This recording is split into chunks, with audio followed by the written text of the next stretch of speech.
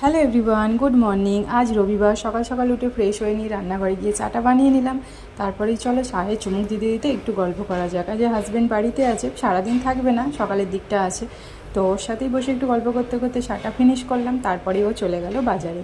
ও যতক্ষণ বাজার করতে গেল ততক্ষণে আমি মামাকে নিয়ে একটু ওকে সামলে আর ঘরের সমস্ত কাজ করে নেওয়ার চেষ্টা করছিলাম।